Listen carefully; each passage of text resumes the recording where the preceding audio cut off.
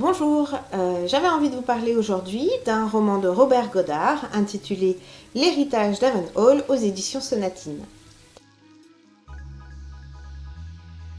Il s'agit d'un roman d'intrigue et d'aventure avec de nombreux rebondissements. L'histoire se déroule dans l'Angleterre du 19e, dans le même style que la série Downton Abbey pour les fans. L'histoire commence quand un certain Norton se présente au domaine de Cliffcourt en prétendant être James Davenhall, l'héritier du domaine.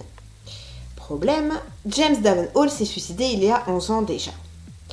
C'est donc à partir de là que l'on va suivre l'enquête de tous les personnages en alternance pour savoir si, oui ou non, Norton est James et s'il est bel et bien l'héritier du domaine. Tout le déroulement de l'intrigue va donc faire remonter à la surface des choses bien moches pour la famille Davenhall.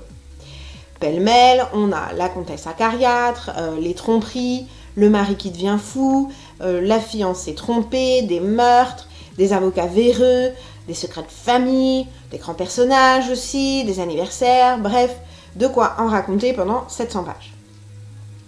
J'ai aimé ce livre parce que dès les premières pages, on se prend au jeu de l'enquête et on veut savoir si Norton est bel et bien qui il dit.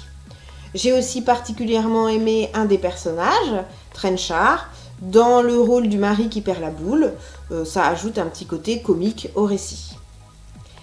C'est haletant, ça fonctionne à la façon des page-turners, donc à la fin de chaque chapitre, vous avez envie de lire le suivant, et à peine commencé le livre, vous l'avez déjà fini.